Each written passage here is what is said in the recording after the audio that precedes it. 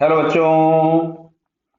यहाँ लिखा block of mass M revolving in smooth horizontal plane with constant speed v if the radius of circle is capital R find the total contact force received by the block. तो समझो बेटा, contact force के नाम पे normal हो सकता है, friction हो सकता है, क्योंकि दोनों कांटेक्ट से लगते हैं। तो यहां पे इन्होंने स्मूथ लिख दिया है, सो फ्रिक्शन वाली बात खत्म हो गई।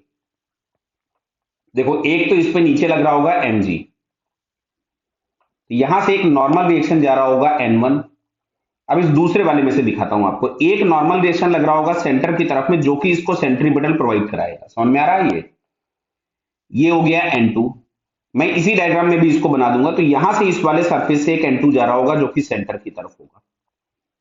तो यहां से n1 इज इक्वल्स टू, तो अपने पास mg मिल गया, और n2 इज इक्वल्स टू आपके पास आ जाएगा m r omega m into a c में लिख देता हूं। और वेलोसिटी स्पीड दी गई तो मैं ac की जगह v स्क्वायर बाई आर लिखूंगा। तो v square by R, clear? ये आ गया आपके पास n2। बटा इस डायग्राम में शायद आपको दिख रहा है कि दोनों नॉर्मल एक दूसरे के परपेंडिकुलर हैं। तो जो रिजल्टेंट कांटेक्ट फोर्स होगा वो यहां कहीं जा रहा होगा, जिसको मैं n रिजल्टेंट लिख देता हूं। ये जो n रिजल्टेंट अपने पास मिल रहा है, it is under root of n1 square plus n2 square.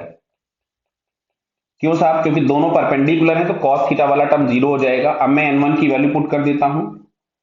तो n1 के नाम पे आपके पास मिलेगा m स्क्वायर जी स्क्वायर। अच्छा, n2 का स्क्वायर करेंगे तो m स्क्वायर v की power 4 upon R square. Clear बताइए? इसमें से मैं m कॉमन निकाल लेता हूं, बाहर आ जाएगा आसानी से। तो ब्रैकेट में यहां पे आपके पास मिल रहा है रूट के अंदर जी स्क्वायर प्लस v की पावर 4 अपॉन आर स्क्वायर। देखें, ऐसा कोई ऑप्शन दिया है तो ठीक है, नहीं और सिंप्लीफाई करना पड़ेगा इसको।